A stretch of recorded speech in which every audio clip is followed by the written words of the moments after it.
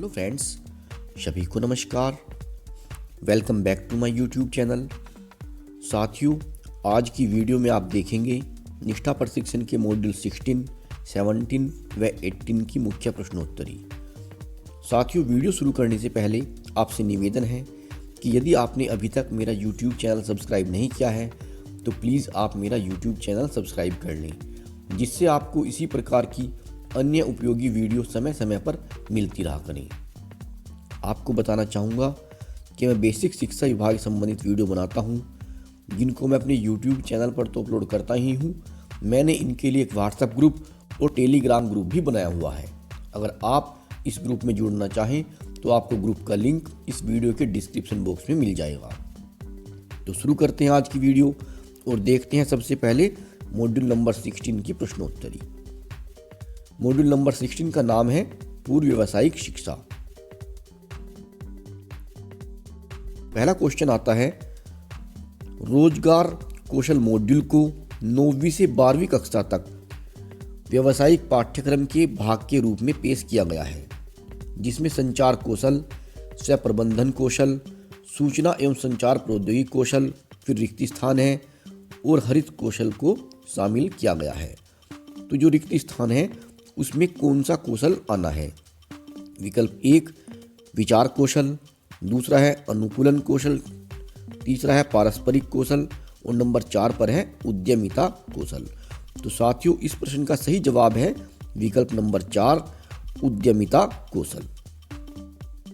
अगला प्रश्न, शिक्षा पर राष्ट्रीय नीति, यहाँ पर खाली स्थान है। ज्ञापित है कि व्यावसायिक शिक्षा के व्यवस्थित, सुव्यवस्थित एवं कठोरता से लागू कार्यक्रमों की शुरुआत प्रस्तावित शैक्षिक पुनर्गठन में महत्वपूर्ण है। तो ये जो दिया गया है ये कौन सी राष्ट्रीय नीति में दिया गया है? 1992, 2020, 1986, 1968। तो साथियों, इस प्रश्न का सही जवाब होगा विकल्प नंबर 3 1986। अगला प्रश्न, महात्मा गांधी ने 1937 में कहा था कि मैनुअल और, यहाँ पर रिक्त स्थान आ गया है, कार्य को परीक्षा में जगह मिलनी चाहिए। तो साथियों, इसका सही जवाब होगा विकल्प नंबर 3 उत्पादक। महात्मा गांधी ने 1937 में कहा था कि मैनुअल और उत्पादक कार्य को परीक्षा में जगह मिलनी चाहिए। अगला प्रश्न, योग्यता 1, यहाँ पर रिक्त स्थान है और औसत दर्जे का ज्ञान एवं कौशल है। पहला विकल्प है प्रयोगात्मक, दूसरा है अवलोकनीय, नंबर 3 पर है नष्टकारी, नंबर 4 पर है लागू। सही जवाब होगा विकल्प नंबर 2 अवलोकनीय। योग्यता 1 अवलोकनीय और औसत दर्जे का ज्ञान एवं कौशल है। नेक्स्ट क्वेश्चन है, भारतीय शिक्षा आयोग को हंटर कमीशन 1882 के नाम से भी जाना जाता है, जिसमें कहा गया है कि विश्वविद्यालय पाठ्यक्रम में प्रवेश परीक्षा के लिए छात्रों को तैयार करने के पहले 2 विशिष्ट धाराएं होनी चाहिए और फिर इसके अंदर है रिक्त स्थान व्यवसाय के लिए। तो साथियों, यहाँ पर विकल्प दिए गए हैं पारंपरिक, व्यावहारिक, सैद्धांतिक, नैदानिक। तो साथियों, जो इसमें रिक्त स्थान दिया गया है उसमें आएगा व्यावहारिक, विकल्प नंबर 2। अगला प्रश्न, ईश्वर भाई पटेल समिति 1970 ने SUPW को एक उद्देश्यपूर्ण सारथिक के रूप में विघटित किया, जिसके परिणाम स्वरूप वस्तुओं या सेवाओं का काम होता है जो समुदाय के लिए उपयोगी है। तो यहाँ पर रिक्त स्थान में क्या आएगा? विकल्प दिए गए हैं नीचे। तो साथियों, इसका जो सही जवाब होगा वो होगा विकल्प नंबर 4 मैनुअल। अगला प्रश्न, शिक्षा का व्यावसायिक विकास, रिक्त स्थान है और बुनियादी तकनीकी कौशल के साथ साथ उच्च माध्यमिक स्तर पर स्कूली शिक्षा के वर्षों के दौरान सामान्य शिक्षा के विकास का प्रावधान है और इसके लिए माध्यमिक स्तर के बाद व्यक्तियों को रोजगार में वृद्धि करना और उन्हें रोजगार के अवसर के लिए तैयार करना है। तो यहाँ पर जो विकल्प दिए गए हैं वे हैं पूर्व व्यावसायिक शिक्षा, जेनेटिक और कार्य शिक्षा। तो साथियों, सही जवाब होगा विकल्प नंबर 3 जेनेटिक। नेक्स्ट क्वेश्चन है, अब पूर्व व्यावसायिक शिक्षा को समग्र शिक्षा के तहत कक्षा 6 से रिक्त स्थान है तक स्कूली शिक्षा के व्यवसायीकरण के रूप में परिकल्पित किया जा रहा है? ऑप्शन है 5वीं, 6वीं, 8वीं, 7वीं। तो सही जवाब होगा विकल्प नंबर 3, 8वीं। इसमें ऑप्शन 3 दिए गए हैं 9वीं, 6वीं, 8वीं और 7वीं। तो यहाँ पर आएगा विकल्प नंबर 3, 8वीं। अगला प्रश्न है, पूर्व व्यावसायिक शिक्षा न केवल किताबी ज्ञान और ज्ञान के अनुप्रयोग के बीच की सीमा को कम करती है, बल्कि यह बच्चों के कार्यक्षेत्रों में कौशल की आवश्यकताओं को भी उजागर करती है। इस प्रकार से उसकी मदद करती है। पहला विकल्प है सभी, दूसरा है भविष्य के लिए करियर का रास्ता तैयार करें, नंबर 3 पर है कौशल प्रशिक्षण के लिए तैयार करें और नंबर 4 पर है रोजगार कौशल को विकसित करें। तो सही जवाब होगा विकल्प नंबर 1, सभी। अगला प्रश्न, कार्य अनुभव को रिक्त स्थान है के रूप में जाना जाता है?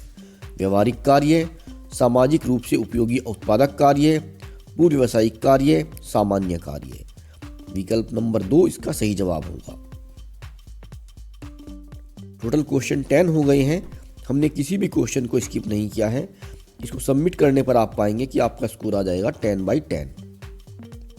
साथियों, अगर आपका स्कोर 10/10 नहीं आता, कुछ गलती होती है आपसे, तो आप इसको रिडू करके इस असेसमेंट के स्कोर को इम्प्रूव कर सकते हैं। अब करते हैं मॉड्यूल नंबर 17 की प्रश्नोत्तरी। मॉड्यूल 17 का नाम है कोविड-19 परिदृश्य, विद्यालय चुनौतियों को एड्रेस करना। पहला सवाल है, दुनिया भर में हाल ही में खोजी गई संक्रामक बीमारी कौन सी महामारी बन गई है? कोविड-19, टाइफाइड, इबोला, स्वाइन फ्लू। सही जवाब विकल्प नंबर 1, कोविड-19। अगला प्रश्न, वैकल्पिक दिवसीय विद्यालय मॉडल को कारगर बनाने में कौन सी प्रमुख चुनौती नहीं है? विकल्प 1, जागरूकता पैदा करना, विकल्प 2, स्वाध्याय, विकल्प 3, लचीलापन, विकल्प 4, अध्ययन सामग्री। सही जवाब विकल्प नंबर 4, अध्ययन सामग्री। अगला प्रश्न, विद्यालय में सामाजिक दूरी को बनाए रखने का प्रभावी तरीका क्या है? पहला विकल्प है आयु समूह के अनुसार वैकल्पिक दिवसीय विद्यालय शिक्षा। दूसरा विकल्प बोली जाने वाली भाषा के अनुसार वैकल्पिक दिवसीय विद्यालय शिक्षा। विकल्प नंबर 3, सामाजिक पृष्ठभूमि के अनुसार वैकल्पिक दिवसीय विद्यालय शिक्षा। विकल्प नंबर 4, छात्रों के क्रमांक के अनुसार वैकल्पिक दिवसीय विद्यालय शिक्षा। तो सही जवाब होगा विकल्प नंबर 4, छात्रों के क्रमांक के अनुसार वैकल्पिक दिवसीय विद्यालय शिक्षा। अगला प्रश्न, किसी व्यक्ति को कोविड-19 महामारी से संक्रमित होने से बचाने की सबसे उपयुक्त विधि कौन सी है? पहला विकल्प दोस्तों के साथ गपशप करना, दूसरा सामाजिक दूरी, नंबर 3 हाथ मिलाना, नंबर 4 जॉगिंग। सही जवाब विकल्प नंबर 2, सामाजिक दूरी। अगला सवाल है, महामारी की अवधि के दौरान छात्रों के मानसिक कल्याण के मुद्दों को संभालने के लिए सबसे प्रभावी उपाय कौन सा है? पहला ऑप्शन है निजी शिक्षक, दूसरा है शिक्षक, नंबर 3 डॉक्टर, नंबर 4 शिक्षक परामर्शदाता। सही जवाब होगा विकल्प नंबर 4, शिक्षक परामर्शदाता। अगला प्रश्न, कोविड-19 एक व्यक्ति से दूसरे व्यक्ति में कैसे संचारित होता है? पहला विकल्प हंसने से, दूसरा खर्राटे से, नंबर 3 व्यायाम से, नंबर 4 खांसने और छींकने से। सही जवाब है विकल्प नंबर 4, खांसने और छींकने से। नेक्स्ट क्वेश्चन, कोरोना वायरस के कारण होने वाला कोविड-19 रोग किस प्रकार का है? संक्रामक, वंशानुगत, प्रजातिगत, विटामिन की कमी। सही जवाब है विकल्प नंबर 1, संक्रामक। अगला सवाल, छात्रों के अधिगम के परिणाम का समय समय पर मूल्यांकन, यहाँ पर रिक्त स्थान दिया गया है, और शिक्षण विधियों में मदद करता है। पहला विकल्प है छात्रों की योग्यता के बारे में जानने, दूसरा छात्रों की बुद्धि की पहचान करने, तीसरा शिक्षण अधिगम प्रक्रिया में सुधार करने, नंबर 4 छात्रों को ग्रेड देने।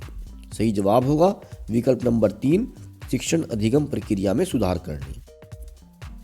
अगला क्वेश्चन है, छात्रवासियों हॉस्टलर्स के लिए सुरक्षित संगरोध यानी क्वारंटीन सुविधा की व्यवस्था शुरू करने का सही समय क्या है? पहला विकल्प विद्यालय में प्रवेश लेने के दौरान, दूसरा विद्यालय को पुनः खोलने से पहले, तीसरा है विद्यालय शुरू होने के बाद, नंबर 4 आवश्यकता पड़ने पर। सही जवाब है विकल्प नंबर 2, विद्यालय को पुनः खोलने से पहले।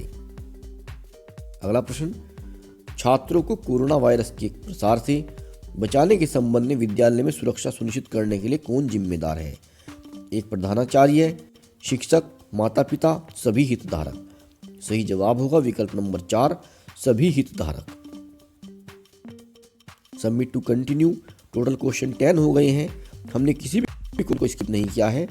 आप देखेंगे कि आपका स्कोर 10/10 आ जाएगा। अगर 10/10 नहीं आता, कोई मिस्टेक हो जाती है आपसे, तो इसका आप रीडू कर सकते हैं और अपना स्कोर इम्प्रूव कर सकते हैं। अब आता है मॉड्यूल नंबर 18, अधिकारों की समझ, यौन शोषण और पोक्सो अधिनियम 2012 की प्रश्नोत्तरी। पहला है, बाल लैंगिक शोषण हो सकता है कि? पहला विकल्प, बच्चे को अनुशासित नहीं है, प्यार और रोमानी रिश्ते की उलझन, कारणों का अनुमान नहीं लगाया जा सकता है, वित्तीय संकट। सही जवाब होगा विकल्प नंबर 3, कारणों का अनुमान नहीं लगाया जा सकता है। अगला सवाल, अगर आपको बच्चे के साथ हुए किसी भी लैंगिक अपराध के बारे में पता चलता है तो आप किसे रिपोर्ट करेंगे? पहला है जिला बाल संरक्षण इकाई, दूसरा पुलिस SJPU, नंबर 3 पर है माता पिता, नंबर 4 चाइल्ड लाइन 1098 सेवा। सही जवाब विकल्प नंबर 2, पुलिस SJPU। अगला सवाल, कृत्य कब एक गुरुतर अपराध बन जाता है?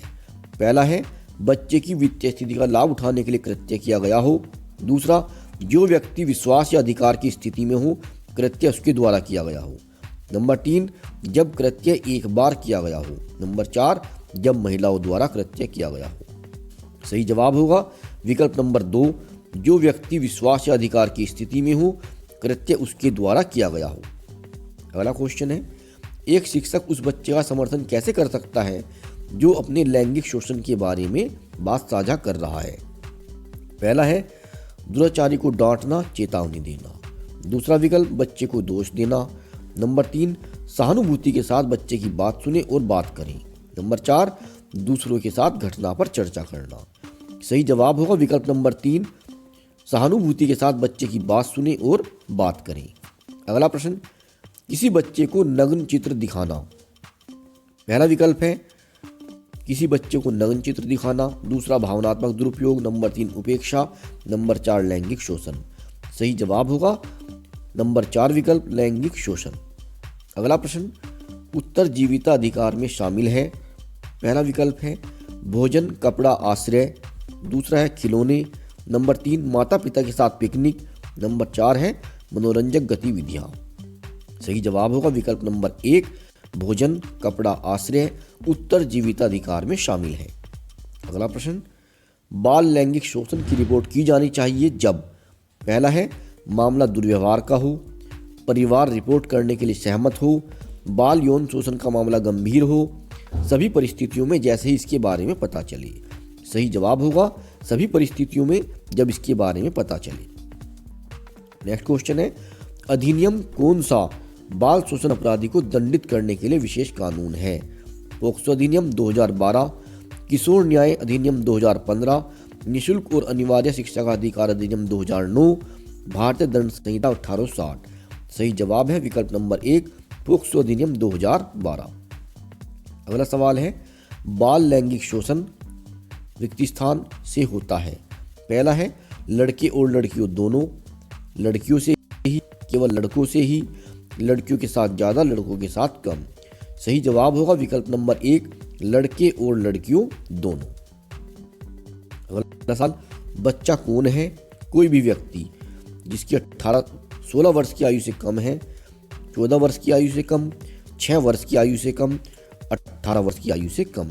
सही जवाब होगा विकल्प नंबर 4, 18 वर्ष की आयु से कम। Submit to continue. Total questions 10, questions answer 10, question skipped 0। आप देखेंगे कि आपका स्कोर 10/10 आ गया है। अगर आपका स्कोर 10/10 नहीं आता, कोई गलती हो जाती है, तो आप रीडू करके अपने स्कोर को इम्प्रूव कर सकते हैं। साथियों, आशा करता हूँ यह वीडियो आपको पसंद आएगी। अगर आपको अच्छी लगे तो इसे लाइक करें और इस पर कमेंट भी करें, अपने अन्य साथियों को भी शेयर कर दें। इस वीडियो में इतना ही, मिलते हैं आपसे बहुत जल्द अगली वीडियो में।